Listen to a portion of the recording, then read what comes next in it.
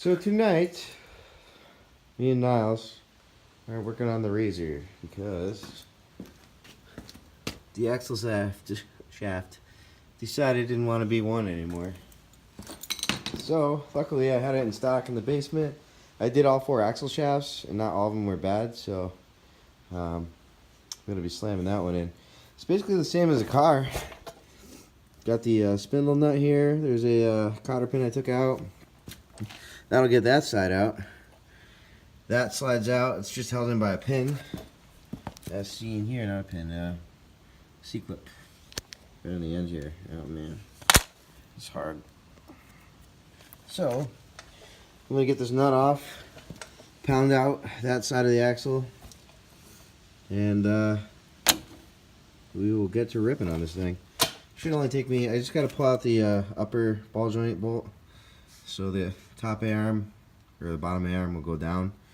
Rip the axle out, put the new one in, same thing, bolt it, top ball joint, done. So, let's see, got that going on. It's extremely hard with one hand. I'll be back later. So here comes the axle nut. Boom. I'm gonna keep that washer because I don't have one. Ooh, that pushed right out. Look at that. Man, it's all greasy and shit. Oh my god. So it looks like the inside of that stripped out somehow. These axles are like literally the size of Honda Civic axles, and they're for the front end. Back ones are even beefier. So let me get that top ball joint bolt out and clean my hands from this. We'll see what's up. Alright, so I got it unbolted. You can see the nuts off it right there. And pull this bolt, which just pulled the bolt out. This will fall off the ball joint. I just did these. And as far as this goes,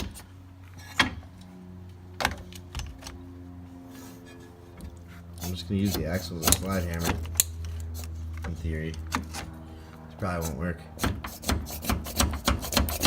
Oh, there it is. She's out. I'm actually going to reuse some of this grease. Some hack. Put a little grease in the splines. Nummy nummy.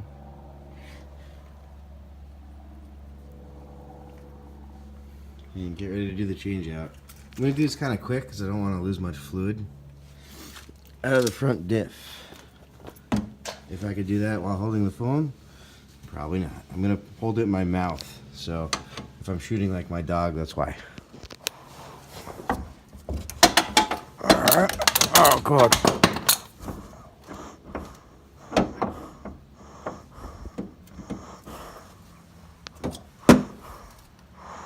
Oh.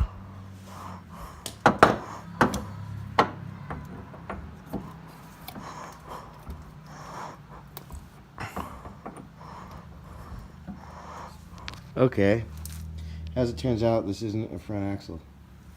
Shit. So I was able to find another front axle, but the front boot was ripped, but it's still functional. So I guess I'll be using this for now, pretty much until I get enough money together to buy a new axle, which is only like 70 bucks, but it'll get me through that time. Just have a 4x4 in case I get stuck, you know? So, let's do that again.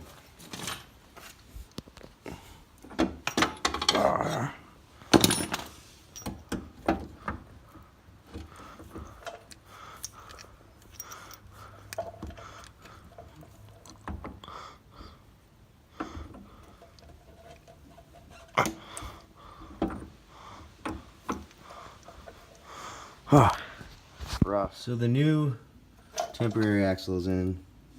I just gotta shove it into this knuckle and put the ball joint back on. It should be super easy. But it's obviously not going to be. So I'll get back to you when I get that incredibly old axle is in. Obviously missing that boot. This boot's good. And then the other axle I have is the exact opposite. Those between my legs. So I just gotta do the top ball joint bolt and the axle nut, and then order one soon because the winter's coming and I use this thing to plow my driveway. So, let's see. Washers.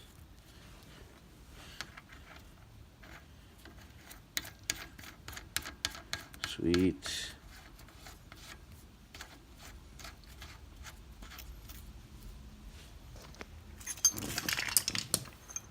And that's the nut for the ball joint bolt. Alright, after I get this done, I'm actually going to be bringing the Ranger in, the new one I bought. So hopefully, I don't know, I might put the clutch in it just so I could get it through emissions and then take the motor and tranny out. Ball joint bolts in, broken axles in, this is tight, well, you can't even see it. Now all I have to do is find the cotter pin. Boom, cotter pin. Slam this baby in.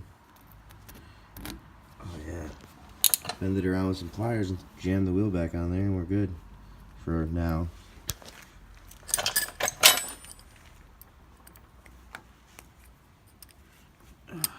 Yeah.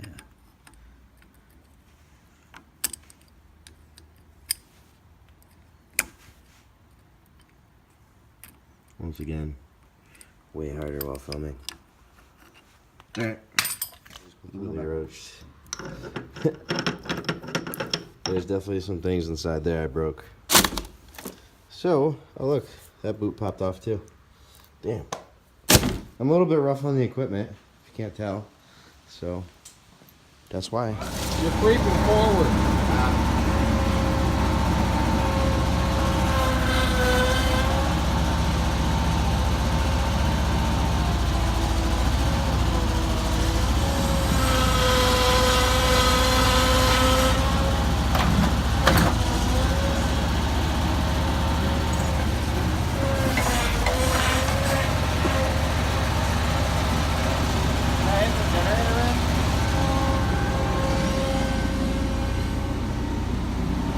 Good.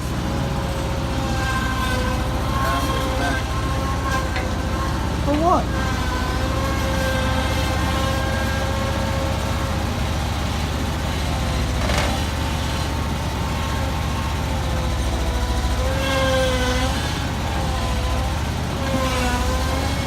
How about now?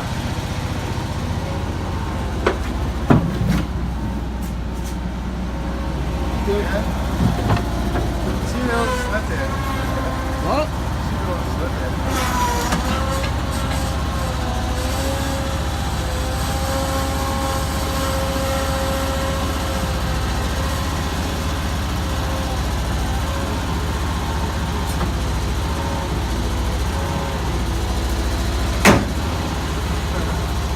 It was a fender flare. What? The flare.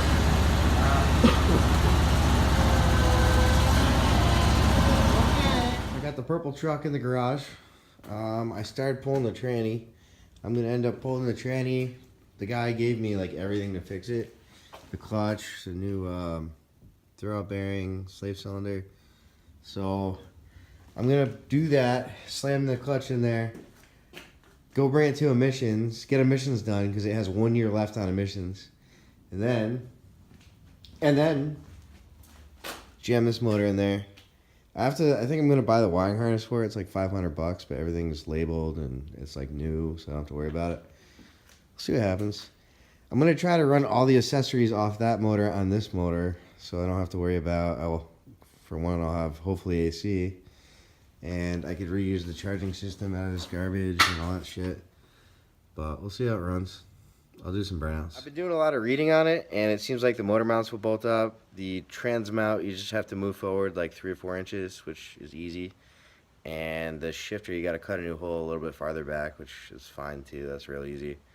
I might not be able to keep AC, but I kind of really want to, even though it robs power. But AC is nice, and you could take the belt off, so it robs initially no power. It's just extra weight, and then put the belt on when it's sweltering hot out. And then I'll actually drive it in the summer. So, that's going to be next. Thanks for watching another Redneck Joe production. Please like and comment and subscribe and all that shit. Love you guys. Yeah. It's because he got a panda hat on. I'm telling this dude a sub right now. You know what I'm gonna Drunk do? motherfucker. Hey, you know what? This sub don't work. Yeah, sub works. Alright, it works, but you Yeah. You drunk piece of shit. Oh yeah, get it. Alright, we drinking, but about to fix this kid's system right now while I'm wasted. Hold up.